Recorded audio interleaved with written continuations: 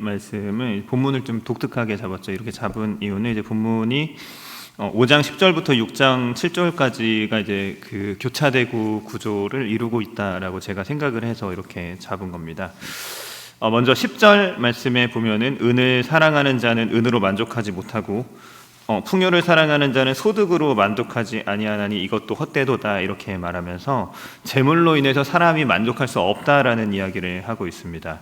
그리고 뒤에 마지막에 6장 7절 말씀도 사람의 수고는 다 자기의 입을 위함이나 그 식욕은 채울 수 없느니라 라고 말하면서 사람의 욕구가 어떤 재물로 물질적인 것들로 충족될 수 없음을 말하고 있습니다.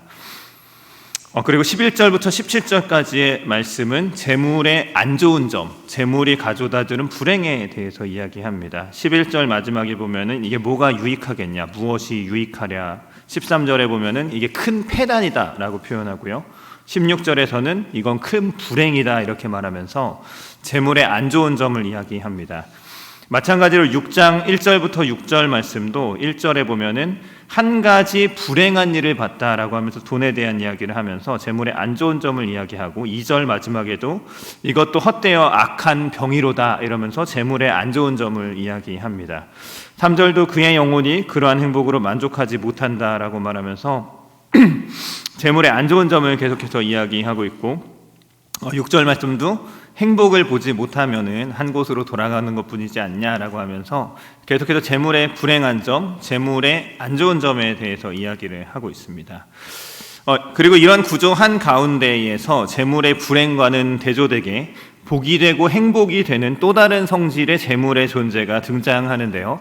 18절부터 20절까지의 말씀을 같이 함께 읽어보겠습니다. 18절부터 20절입니다. 같이 읽겠습니다. 사람이 하나님께서 그에게 주신 바 그 일평생에 먹고 마시며 해 아래에서 하는 모든 수고 중에서 낙을 보는 것이 선하고 아름다움을 내가 보았나니 그것이 그의 몫이로다. 또한 어떤 사람에게든지 하나님이 재물과 부요를 그에게 주사 능히 누리게 하시며 제 몫을 받아 수고함으로 즐거워하게 하신 것은 하나님의 선물이라. 그는 자기의 생명의 날을 깊이 생각하지 아니하리니 이는 하나님이 그의 마음에 기뻐하는 것으로 응답하심이니라. 재물의 두 가지 종류가 있는 거죠. 사람을 채울 수 없는 공허하고 헛된 재물이 있고요. 또 그렇지 않은 재물이 있습니다. 사람들이 자기 욕구를 충족시키기 위해서, 자기 만족을 위해서, 자기 유익을 위해서 자기가 추구해서 근데 자신을 채울 수 없는 재물이 있고요. 반면에 하나님께서 주시는 만족을 주고 기쁨이 되는 재물이 있습니다. 본문의 말씀을 한 절씩 좀 살펴보면서 도대체 무엇이 다른 것인지 같이 살펴보고 묵상해 보도록 하겠습니다. 본문의 10절과 그 6장 7절은 재물이 절대로 사람의 욕구를 충족시켜주지 못한다는 사실을 밝힙니다. 은을 사랑하는 자는 은으로 만족하지 못하고 풍요를 사랑하는 자는 소득으로 만족하지 아니하나니 이것이 헛되도다. 6장 7절은 사람의 수고는 다 자기의 입을 위함이나 그 식욕은 채울 수 없느니라 라고 말합니다. 왜 재물이 사람의 욕구를 채워주지 못할까요? 이것이 재물을 추구하는 것이 악하기 때문에 그렇다라고 하는 것이 디모데 전서 4장의 문맥이고요. 오늘 본문에서 말해주고 있는 것은 재물이 가지고 있는 그 자체의 해악에 대해서 이야기합니다. 재물이 그 자체로 그냥 이미 가지고 있는 부정적인 성격들이 있습니다. 그래서 하나님께서 특별히 개입하시고 은혜를 주셔서 그 재물의 악한 성질들을 제어해 주시지 않으면 재물 그 자체가 그 소유주에게 해악을 끼치는 측면이 있기 때문에 재물은 절대로 사람의 어떤 만족, 욕구를 채우지 못하게 됩니다. 11절 말씀은 소위 말해서 이제 파리가 꼬인다라는 측면을 이야기합니다. 재산이 많아지면 먹는 자들도 많아지나니 그 소유주들은 눈으로 보는 것 외에 무엇이 유익하랴라고 말합니다. 재산이 많아지면 이제 먹는 자들이 많아진다라는 거죠. 이 사람이 돈 많아 라는 게 알려지면은 저 사람 돈 많구나 하면서 그 많은 것을 뜯어 먹으려는 존재들이 주변에 생긴다는 겁니다. 소위 말하는 로또 당첨자들의 이제 불행한 사례들에 대해서 우리가 여러 가지를 들어서 알고 있습니다. 제가 기억났던 것은 찾아보니까 한 10년 전쯤 이야기인데 이제 경남 양산에서 79세의 노모가 그 피켓을 메고 1인 시위를 했었던 적이 있습니다. 그 내용이 뭐였냐면은 자신의 폐륜 아들을 고발한다. 아들이 폐륜하다. 폐륜 아들을 고발한다라고 하면서 79세 할머니가 혼자서 피켓을 메고 1인 시위를 구청 앞에서 했었습니다. 근데 그 어머니 주장은 아들이 로또 당첨되니까 가족들한테 어디로 이사 가는지 알리지도 않고 집을 옮겨서 이사를 갔고, 그래서 수소문해서 찾아갔더니 자기를 주거 침입죄로 고소했다라고 하면서 이 아들이 폐륜 아들이다 라고 1인 그 피켓을 메고 시위를 했습니다. 근데 나중에 이제 재판을 통해서 밝혀진 전말은 그 아들이 오히려 로또가 당첨되고 나서 어머니를 모시고 함께 살 수 있는 집을 구해서 이제 어머니를 찾아갔는데, 그리고 자신이 로또 당첨된 사실을 어머니한테만 살짝 알려드린 거죠. 근데 어머니가 그 여동생이 둘 있었는데 두 딸에게 그 사실을 알렸고, 그 두 딸에게 구워 삶아줘가지고 여동생들이랑 돈을 나눠라.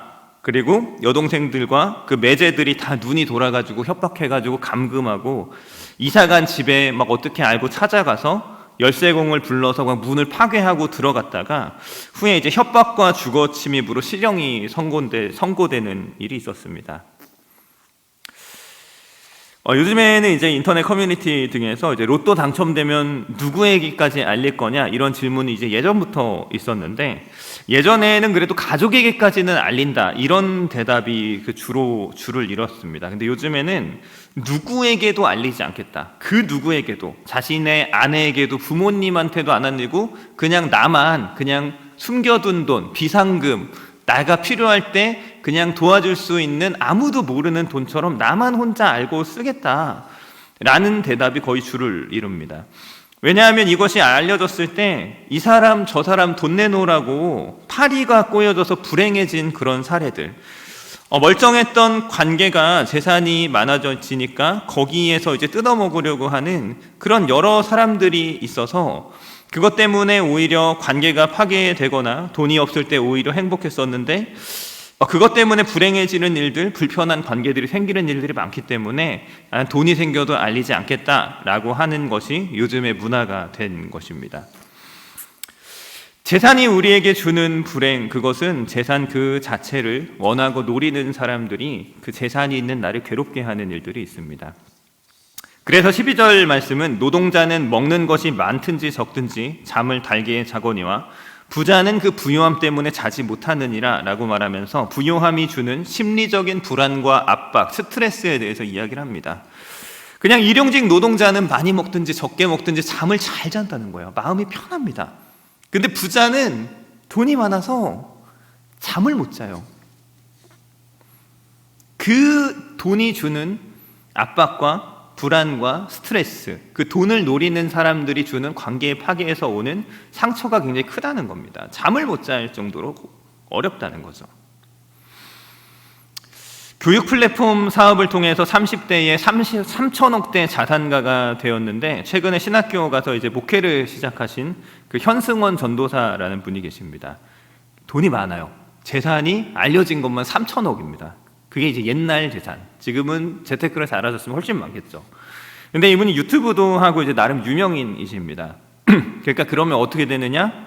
돈 생각나는 기독교인들이 연락을 무지막지하게 합니다. 수없이 오는 연락들이 있어요. 다 사연이 있죠. 근데 그 구구절절한 사연들 가운데에서 내가 돈이 있긴 있죠. 근데 이것을 하나님의 뜻을 잘 분별해서 재정을 흘려보내는 것이 항상 고민스럽고 괴롭다고 하십니다. 선배 목사님들이 이제 교회를 운영할 때 조심해야 할 사항으로 이제 후배들에게 강조하는 것 중에 하나가 절대로 현금, 돈을 많이 들고 있지 말아라 라는 이야기를 합니다. 교회가 거금을 들고 있으면은 그것을 노리고 그 눈이 돌아가는 사람들이 교인 중에서 나온다는 거예요. 근데 그게 정말 상상할 수 없는 의외의 사람이 그런 일들을 벌인다는 이야기를 많이 들었습니다. 그러니까 누가 그럴지 모른다는 거예요. 그냥 얼마나 이렇게 신실하고 선하고 착했던 사람이 돈에 미친 괴물이 돼서 그 이권을 노리고 달려드는 일들이 여기저기에서 이제 일어난다라는 겁니다. 작은 교회만 해도 교회와 관련된 그 여러 가지 이권들이 조금씩은 있습니다. 가정에서 인터넷을 바꿔도 그 회사에서 수십만 원 현금을 주잖아요. 핸드폰 하나를 바꿔도 돈을 막 돌려주는 시대입니다. 그러면은 수백 명, 수십 명의 사람들이 모여있는 교회에 돈 되는 일들이 얼마나 많을까요? 제가 봤었던 것들은 제일 많이 그 연관되는 것들이 어떤 렌탈이라든가 보험과 관련된 일들이었죠. 이제 저희 부모님이 이제 아버지가 목회사님이셨는데 제가 대학생 때 한 23살 정도 됐을 때 이제 교회에서 아버지 이제 은퇴를 위해서 퇴직금을 적립한다고 해가지고 그 월 50만 원씩이 퇴직금을 적립하기로 했습니다. 그래서 뭐 계약을 한다고 저보고 내려오래요. 그래서 그 서울에 있다가 이제 울산에 내려가서 이제 그 현장에 갔었죠. 근데 갔더니 어떤 보험사에 저를 데려가더라고요. 근데 가서 이제 가입시키려고 했었던 게 이제 변액 적립식 이제 보험인데 제가 이제 경제학을 전공했잖아요. 근데 이것은 계산을 해보면 제 생각에서는 그냥 사기에 가깝다. 그냥 이거는 그냥 그 돈을 나중에 이렇게 하면 막 복리로 굴러가지고 당신이 20년 후면은 몇 천만 원을 내면 몇 억을 받고 막 이런 식으로 광고를 하는데 그렇지 않다. 그러지 않을 거다. 오히려 그 사업비와 그 수익이 나지 않을 때 손실로 인해서 제 계산으로는 웬만하면 원금도 못 받는다가 제 계산이었는데 근데 저보고 거기 가서 당신이 피보험자고 그래서 부모님이 사인을 하고 너도 사인을 해야 가입이 되니까 그 가입하라고 저를 부른 거죠. 근데 제가 경제학을 마침 전공을 해서 그 사실을 너무 잘 알고 있었기 때문에 난 절대 안 하겠다라고 해서 거절을 하고 올라갔습니다. 근데 나중에 이제 아버지가 이제 은퇴하실 때가 됐을 때 그 어느새 이제 그게 가입이 돼 있었던 거죠. 무슨 짓을 했는지 모르겠지만 저의 뭐 서명을 조작을 했는지 뭐 어떤 방법을 썼는지 모르겠지만 가입이 돼 있었어요. 그래서 실제로 중간에 이제 재정이 필요해가지고 교회 사정이 어려워서 그것을 해약해야 할 때가 됐을 때 저희 부모님은 오히려 당신이 조기에 예상했던 것보다 빨리 해약을 했다고 해서 이자를 받은 것이 아니고 수십 년 납입한 원금보다 더 적은 위약금을 물고 해약을 하셨습니다. 그래서 15년 정도 거기에 적립을 하셨고 그 15년 동안 이자가 붙은 게 아니고 그 원금도 받지 못하고 더 돈을 주고 나서 해약을 할 수 있었어요. 근데 그때 그 당시에 이제 그 교회에 계신 어느 보험을 하시는 집사님이 정말 미친 사람처럼 그것을 가입시키려고 막 달려들고 있었어요. 그래서 제가 막 그분과 싸우고 올라왔었죠. 돈과 관련해서 돈 때문에 어떤 이권과 관련해서 그것이 많아지면은 오히려 그것을 뭐 달려드는 사람들이 있고 이것을 잘 관리해야 되고 유지해야 되고 잘 사용해야 되는 것에 대한 그런 심리적인 압박과 스트레스가 많아서 11절 말씀이 말하는 것처럼 소유주들은 12절 말씀이 말하는 것처럼 부유함 때문에 잠을 자지 못할 정도로 그런 스트레스를 많이 겪게 된다라는 겁니다. 13절부터 15절 말씀은 재물로 인한 재난의 사례를 이야기합니다. 13절 말씀에 내가 해 아래에서 큰 패단되는 일이 있는 것을 보았나니 라고 시작하는데 이것은 솔로몬이 직접 눈으로 목도한 실제 사건을 지금 이야기하고 있음을 표현하는 말입니다. 그리고 하는 말이 곧 소유주가 재물을 자기에게 해가 되도록 소유하는 것이다 라고 말합니다. 소유주가 재물을 자기에게 해가 될 정도로 소유한다라는 것은 재물이 도리어 주인에게 해가 된 재물로 말미암아 재난을 당한 사건을 이야기합니다. 새한글 성경은 이 부분을 재산을 고이 보존하던 사람이 결국 재산 때문에 재난을 당하더라고요.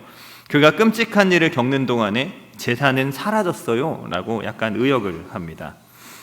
재산을 이렇게 많이 보존하고 있었던 사람이 결국 그 재산 때문에 재난을 당했다라는 거예요.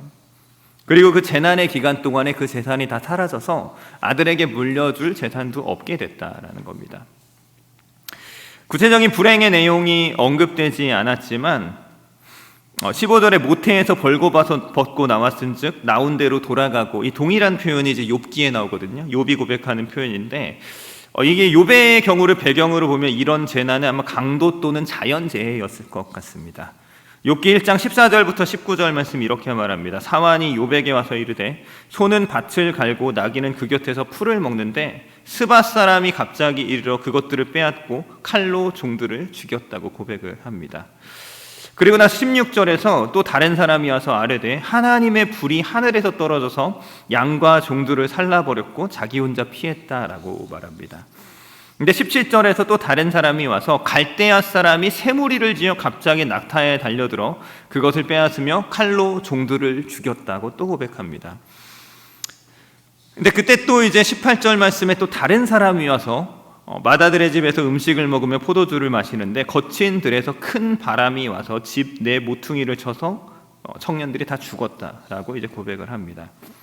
그리고 나서 욥이 일어나서 겉옷을 찢고 머리털을 밀고 경배하면서 내가 모태에서 알몸으로 나왔사온즉 또한 알몸이 그리 돌아가리오 가올지라 주신이도 여호와시요 거두신이도 여호와시오니 여호와의 이름이 찬송 받으실지니이다 하고 자신의 신앙을 고백을 합니다. 모태에서 알몸으로 나왔는데 알몸으로 돌아가는 것 같은 사건이 제산을 통해서 이루어질 수 있고요. 욥의 경우를 생각해 볼 때 이것은 그 강도 또는 자연재해였을 것 같은데 재물로 말미암아서 당한 손해라고 한다면 아마도 강도였을 것 같습니다. 재물이 없었다면 그것을 노리는 악인들의 표적이 되지 않았을 것이고요. 그 재물 때문에 사람이 피해를 보는 일도 없었을 것입니다.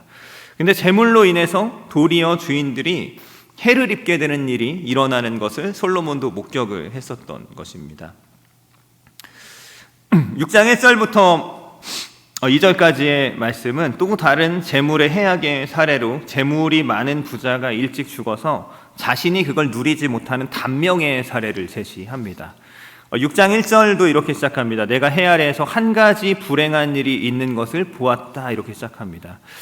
이 표현 또한 솔로몬이 자기가 직접 눈으로 목도한 하나의 사례를 소개하는 표현입니다. 구체적인 내용이 2절에 나오는데요. 어떤 사람이 그의 영혼을 바라는 모든 소원에 부족함 없이 재물과 부유와 존귀를 하나님께 받았으나 하나님께서 그가 그것을 누리도록 허락하지 아니하셨으므로 다른 사람이 누리나니 이것도 헛되어 악한 병이로다라고 말합니다. 어떤 사람이 자기가 원하는데 부족함 없이 재물과 부요를 하나님께 받았습니다. 근데 오래 살지 못한 거예요. 누가복음 12장에서 예수님이 탐심을 물리치라고 경고하실 때 사용한 비유가 오늘 전도서 말씀을 연상시키는데요. 누가복음 12장 18절에서 한 부자가 풍년이 들어서 야 이거 어디다가 더 보관하지? 창고가 모자라겠다 해가지고 내 곳간을 헐고 더 크게 짓고 내 모든 곡식과 물건을 거기 쌓아두자. 그리고 내 영혼아 여러 해 쓸 물건을 많이 쌓아두었으니 평안히 쉬고 먹고 마시고 즐거워하자 이렇게 계획하는 이야기가 나옵니다. 그때 하나님께서 누가복음 12장 20절에서 어리석은 자야 오늘 밤에 내 영혼을 도로 찾으리니 그러면 내 준비한 것이 누구의 것이 되겠느냐 물으시는 이야기가 나옵니다. 많은 재물을 가졌습니다. 부족함이 없다라고 할 정도로 많은 재물을 소유했습니다. 근데 그것을 누리기도 전에 하나님이 그의 생명을 취해가는 그 모습을 솔로몬이 바라보면서 우와 저렇게 많이 정말 자신이 만족할 만큼 많은 소유를 받았는데 또 하나님 수명을 허락하지 않으니까 누리지도 못하고 다른 사람이 저거 다 쓰는구나 라는 그 허무함을 솔로몬이 또 발견을 한 거죠. 3절 말씀은 또 이제 다른 1, 2절과 반대되는 상황이 가정됩니다. 1절, 2절처럼 오래 살지 못해서 자기가 누리지 못한 경우뿐만 아니라 장수하고 오래 살고 자식을 또 100명이나 낳고 근데 그 영혼이 또 행복으로 만족하지 못하고 안장될 자리가 없었던 그런 사람을 보면서 솔로몬은 낙태된 자가 그보다 더 낫다라고 이야기합니다. 가정법이 여기서 사용됐는데요. 이게 아무나 이런 가정을 하면은 네가 그걸 어떻게 알아 이렇게 하겠지만 이 말을 하고 있는 전도자는 실제로 이런 삶을 살았던 사람이기 때문에 오랫동안 장수하면서 수많은 처첩을 거느리고 셀 수 없는 자손들을 낳았었던 사람이기 때문에 전도자 솔로몬이 이 이야기를 할 때 누구도 반문을 제기하지 못하는 겁니다. 차라리 낙태된 사람이 그보다 낫다. 어떻게 보면 솔로몬 자기 자신의 이야기일 수도 있는데요. 나같이 이렇게 사는 것보다 그냥 태어나기 전에 그냥 유산돼가지고 태어나지 못한 사람이 더 낫다. 근데 그렇게 말한 이유가 뭐냐면 5절 말씀에 보면은 4절입니다. 4절 5절 말씀에 보면은 그 낙태된 사람, 그 유산된 사람은 어두운 데 있다가 어두운 데로 가잖아요. 그러니까 5절에 아예 빛을 보지 못합니다. 아예 햇빛을 본 적이 없어요. 그러니까 어두움밖에 없으니까 어두움만 보다가 어두운 데서 갔어요. 그러니까 어둠밖에 못 봤으니까 이제 업다운이 없죠. 근데 부자의 장수하고 온갖 좋은 것을 다 누리며 빛 가운데 사는 것 같은 삶을 살았어도, 근데 그 인생이 빛 속에 있는 것 같지만 빛을 보지 못했고 누리지 못했고 어둠 가운데 처하며 살았다고 한다면, 아예 빛을 못 보고 어둠밖에 모르고 살다가 간 유산된 사람보다 더 비참하다라고 이야기하는 겁니다. 그렇다면 우리는 어떻게 살아야 할까요? 돈을 벌지 말까요? 없이 살아야 된다고 성경이 우리에게 그렇게 가르칩니까? 그건 아닌 것 같습니다. 제가 이 말씀을 이제 준비하고 있는데 주일에 담임 목사님께서 열왕기상 3장 솔로몬 1,000번째 말씀하시면서 그 창세기 아브라함 언약 성취를 말씀하셨습니다. 그때 이제 돌아가서 보았던 말씀 중에서 외우기도 참 좋아요. 창세기 18장 18절 말씀이 제게는 이제 굉장히 신선하고 충격적으로 다가왔습니다. 창세기 18장 18절에서 하나님 이렇게 말씀하십니다. 여호와께서 이르시되 내가 하려는 것을 아브라함에게 숨기겠느냐? 아브라함은 강대한 나라가 되고 천하 만민은 그로 말미암아 복을 받게 될 것이 아니냐? 내가 그로 그 자식과 건속에게 명하여 여호와의 도를 지켜 의와 공도를 행하게 하려고 그를 택하였나니 이는 나 여호와가 아브라함에게 대하여 말한 일을 이루려 함이니라 라고 말씀하십니다. 아브라함은 강대한 나라가 되고 천하 만민은 그로 말미암아 복을 받게 되는 것이 하나님 뜻입니다.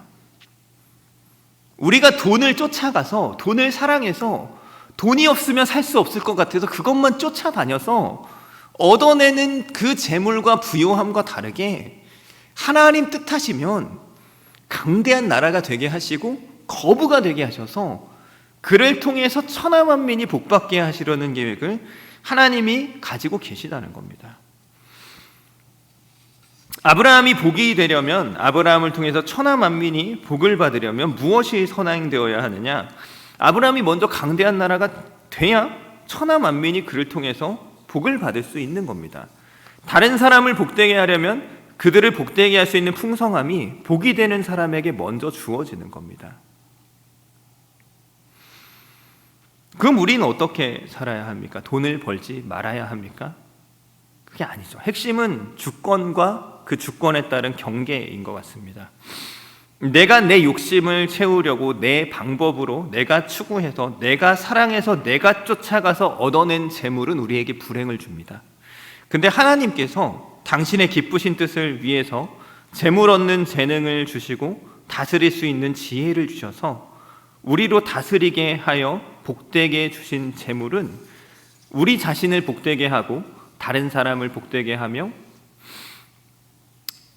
내 자신이 추구한 재물은 나의 뜻, 나의 욕구, 내가 사랑하는 것들을 위해서 흘러가지만 하나님께서 당신의 뜻대로 우리에게 주신 재물은 하나님의 뜻을 이루고 하나님을 기쁘시게 하며 하나님이 명령하신 사랑이라는 방향성으로 흘러가게 되는 겁니다.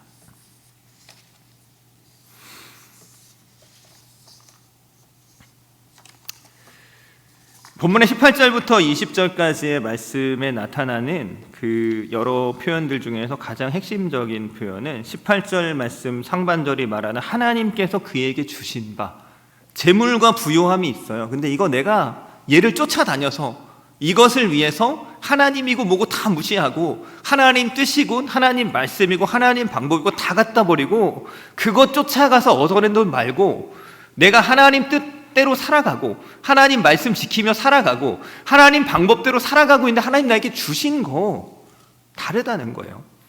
18절 마지막에서 그것을 그의 몫이라고 부릅니다. 19절에 참 재미있는 표현이 나오는데 하나님께서 모든 사람에게 주신다는 겁니다. 또한 어떤 사람에게든지 하나님이 재물과 부요를 그에게 주사 능히 누리게 하시며 제 몫을 받아 수고함으로 즐거워하게 하신 것은 하나님의 선물이라고 말합니다. 어떤 사람에게든지 하나님은 재물과 부요를 그에게 주십니다. 하나님의 선물이 누구에게나 있는 것이죠. 그래서 하나님이 주신 그 선물, 하나님이 나에게 주신 것을 바라보는 사람, 돈을 사랑하고 추구하는 것이 아니라 하나님이 주신 것을 바라보는 사람은 그분이 주신 것을 잘 누리고 잘 사용할 수 있는 것이죠. 하나님이 주신 것, 하나님의 선물이라는 것이 인간의 입장에서는 몫이라는 단어로 표현이 됩니다.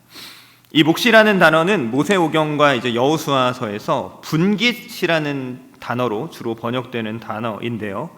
민수기 18장 20절 말씀에서처럼 너는 이스라엘 자손의 땅에 기업도 없겠고 그들 중에 아무 분깃도 없을 것이라. 내가 이스라엘 자손 중에서 내 분깃이요 내 기업이라라고 말하는 것처럼 이 분깃이라는 단어는 기업이라는 단어와 병행해서 주로 사용이 되는데, 기업이 유산의 측면을 말하는 것에 강조점이 있다면 분깃은 나눠준 것이라는 의미가 두드러진 표현입니다. 몫이라는 것이 무엇인가? 하나님이 나눠준 거예요. 하나님이 나눠주신 분깃, 그것이 우리의 목, 그것이 우리의 기업입니다. 결정권이 누구에게 있는가? 하나님께 있는 거죠. 이스라엘 백성들이 가나안 땅을 정복하고 나서 그 땅을 분배하는데 이들이 회의하지 않았습니다. 어떤 이권에 따라서, 힘에 따라서 힘이 센 사람이 더 강한 것, 더 좋은 것을 가지고 힘이 약한 사람이 어쩔 수 없이 더 안 좋은 것을 가지게 힘의 논리에 따라 분배하지 않았습니다. 그들은 제비를 뽑았죠. 하나님께 맡기고 하나님이 정해주시는 대로 내가 거기 가서 살겠습니다 라고 결정하고 하나님의 손에 그것을 맡겨주시고 드리고 하나님이 나눠주신 대로 가서 그곳에서 살았습니다. 근데 이스라엘 땅의 그 지형을 보면은 우리나라도 마찬가지잖아요. 우리가 하나님께 결정권을 맡기고 하나님께 우리의 분깃, 하나님 나눠주세요 하고 맡겨드렸어요. 근데 어떤 사람은 하나님이 서울 강남 평당 2억 하는 땅을 주셨어. 근데 어떤 사람은 저쪽 어디 강원도 산골짜기에 평당 5,000원, 2만 원 하는 그런 땅을 주신 거예요. 하나님이 정해서 나눠주신 건데 기업과 분깃이 다 다른 거죠. 어떤 사람은 가나안 땅에 있는 젖과 꿀이 흐르고 정말 너무나 풍족한 평야지대를 땅으로 받는 사람도 있었을 겁니다. 근데 어떤 사람은 산꼭대기 산지죠. 헤브론, 갈렙의 교 파브론 산꼭대기 산이거든요. 근데 더 심각한 거는 뭐냐면은 이스라엘의 정복전쟁기 이 기업이 분배되던 시기에는 어떤 땅은 정복된 땅이에요. 그냥 가서 내가 들어가서 살면 됩니다. 근데 어떤 땅은 하나님이 나에게 정해주신 땅인데 정복을 해야 되는 땅이에요. 가나안 사람들이 거기 득실득실 살고 있습니다. 갈렙이 정복하는 그 헤브론에는 철병거가 있어요. 철병거. 이 철병거가 얼마나 말도 안 되는 시기냐면은 여호수아 정복 전쟁기 끝나고 사사기 끝나고 그 다음에 왕정 시대인데 사울 왕 때 철제검, 철제 무기를 가지고 있었던 사람이 사울 왕이랑 요나단 두 사람밖에 없었을 정도로 철제 무기가 희귀했던 시대입니다.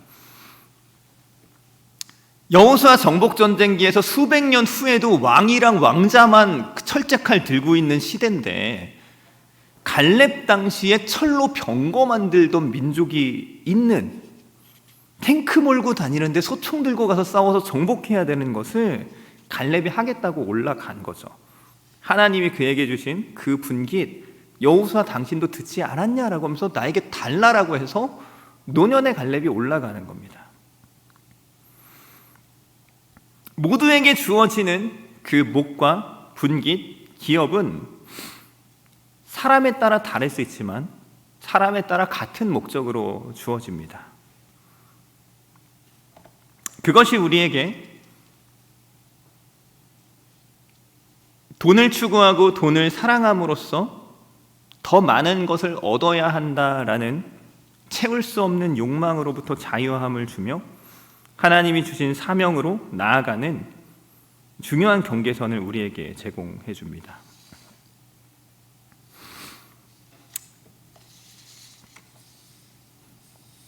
이것이 하나님께서 우리에게 주신 것인가?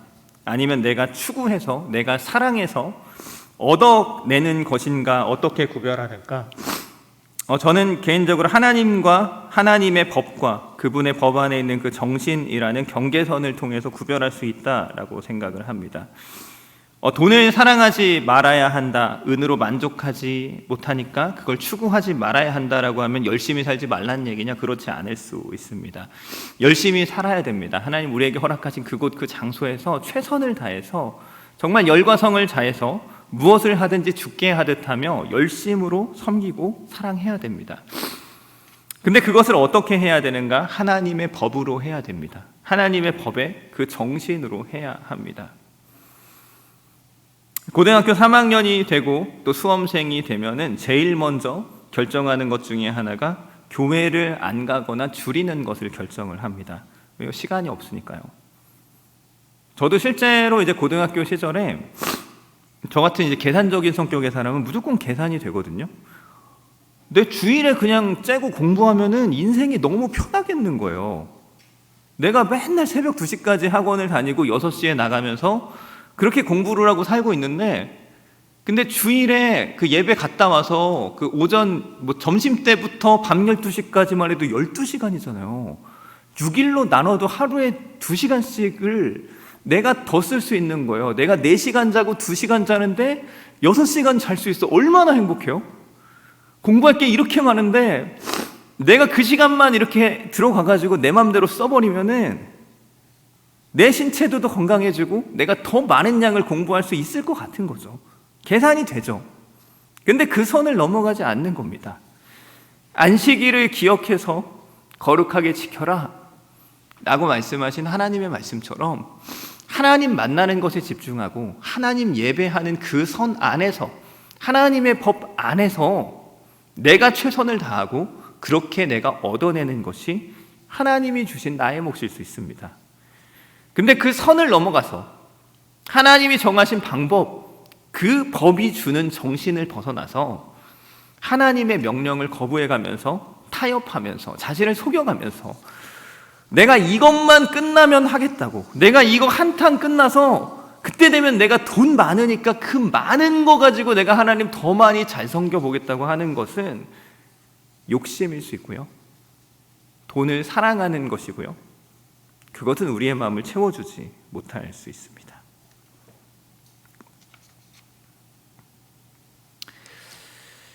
은을 사랑하는 자는 은으로 만족하지 못하고 풍요를 사랑하는 자는 소득으로 만족하지 아니하나니 이것은 헛되다고 전도자는 고백을 합니다. 사랑이라는 단어에 주목해서 묵상해 봤습니다. 돈과 풍요는 사랑하라고 주신 거 아닙니다. 그거 사랑하라고, 그거 추구하라고, 그거 쫓아다니라고 주신 거 아닙니다. 사용하라고 주신 거예요. 돈을 사랑하는 것이 일만하게 뿌리가 된다는 유명한 디모데전서 6장 10절의 문맥을 살펴보면은 앞에 5절에 마음이 부패하여지고 진리를 잃어버려 경건을 이익의 방도로 생각하는 자들의 다툼이 에베소 교회 가운데 있었음을 이야기합니다. 경건을 이익의 방도로 생각하는 자들, 어떻게 그 교회를 통해서, 공동체를 통해서 하나님 말씀 예배하는 것을 통해서 돈 벌려고 하는 자들이 교회 안에서 이 건과 관련해서 다툼을 일으켰다는 겁니다. 돈을 사랑의 대상으로 삼고 이익의 대상으로 삼는 사람들은 경건까지도 자신의 이익을 추구하기 위한 수단으로 종속시킵니다.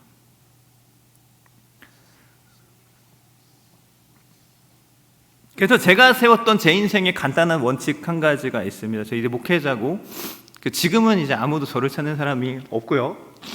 근데 이제 목회자가 가끔 강사로 불려갈 때가 있습니다. 저도 몇 번 있었는데, 그러면은 그 사례비를 주십니다.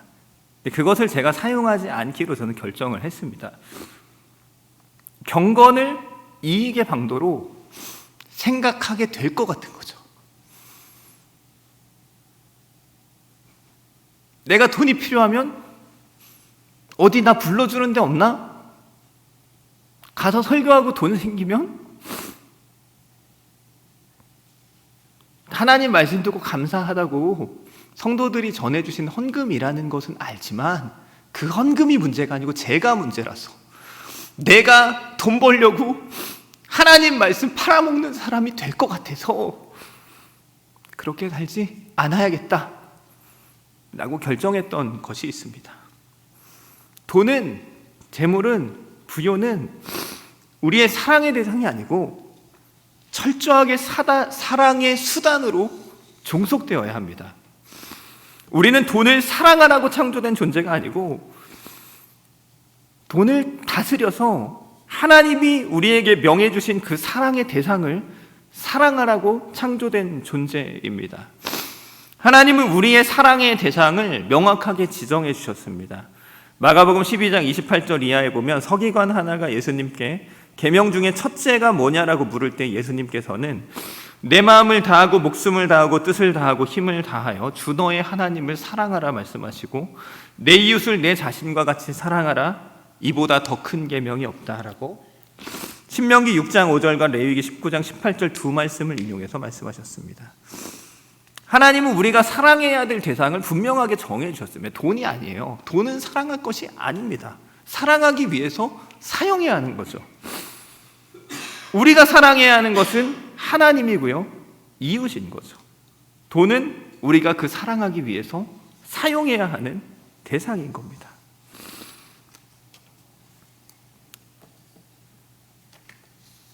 말씀을 마치도록 하겠습니다. 재물과 부요는 우리의 사랑의 대상이 아닙니다. 하나님이 우리에게 사랑의 대상으로 명확하게 지정해 주신 하나님을 사랑하고 이웃을 사랑하는 데에 그 재물과 부요를 다스려서 사용할 때 어떤 사람에게든지 하나님이 재물과 부요를 주셨고 그것이 많든 적든 이것을 더 많게 만들기 위해서 노력하는 것이 아니고 그것을 더 잘 다스려서 하나님이 사랑하라 명하신 것들을 사랑하는 사랑의 명령을 올바르게 이행하는 우리 모두가 되기를 축원합니다.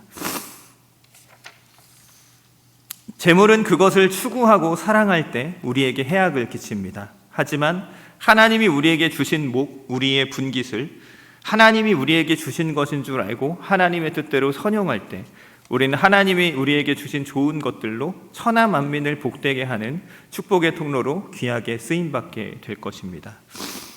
누가복음 16장 10절에 재물에 관해서 비유하시면서 하나님께서는 작은 것에 충성된 자가 큰 것에 충성되다고 지극히 작은 것에 충성하지 않는 사람에게 어떻게 큰 것을 맡기겠냐고 말씀하십니다. 하나님이 우리에게 주신 것, 허락하신 것이 작을지라도 우리는 하나님의 바른 목적을 위해서 올바르게 사용하고 그때 하나님이 우리 작은 충성됨을 기뻐하시면서 더 크고 많은 것들을 우리에게 맡기실 것을 믿습니다. 지금 하나님께서 우리에게 주신 우리의 목, 우리의 분깃들로 하나님의 뜻을 이루며 주님을 사랑하고 주의 몸된 교회를 사랑하며 이웃을 사랑함으로써 복되게 하고 정말 하나님께서 우리에게 더욱더 많은 은혜와 복을 허락해 주셔서 아브라함과 같이 큰 나라가 되고 거부가 되게 하시는 은혜까지 또 경험하며 하나님을 영화롭게 하는 우리 모두가 되기를 주님의 이름으로 축복합니다. 같이 기도하겠습니다. 하나님 아버지 참 감사합니다. 오늘 전도서 5장의 말씀을 통해서 정말 세상에 우리를 채울 수 없는 그 헛된 재물들을 사랑하여 그 재물로 인해 해악을 당하는 수많은 이야기들을 우리의 교훈으로 삼고 또 하나님께서 우리에게 주신, 우리에게 나누어 주신 우리의 목, 우리의 분깃, 우리의 기업을 주님께서 어떤 사람에게든지 누구에게든지 주셨으며 그것을 우리가 하나님의 목적에 따라 올바르게 선용할 수 있는 사람이 되기를 기도합니다. 하나님, 우리가 가진 소유의 많고 적음에 집중해서 더 많은 소유를 얻으려고 하고 더 많은 것을 가지려고만 하며 재물을 사랑하고 추구하는 것이 아니라 우리가 오히려 재물을 잘 사용하는 사람들이 되게 해주십시오. 하나님께서 명령하신 하나님 사랑하고 이웃 사랑하는 데에 우리에게 주신 우리의 분깃을 잘 다스려서 적은 것이라도 작은 것이라도 하나님 사랑하는 데 우리가 사용하고 이웃 사랑하는 데 사용할 때에 작은 것에 충성된 우리를 주님 기쁘시게 여기시고 더 많은 것들 우리에게 맡겨주셔서 이 땅에 살아가는 우리의 삶을 통해서 정말 하나님을 더욱더 기쁘시게 하고 주님의 뜻대로 우리에게 주신 것을 기쁨으로 감사함으로 사용하며 천하만민이 우리를 통해서 복을 얻게 하는 우리 하남 주사랑교회 모든 성도들 될 수 있도록 인도하여 주옵소서. 감사드리며 주 예수 그리스도의 이름으로 기도합니다.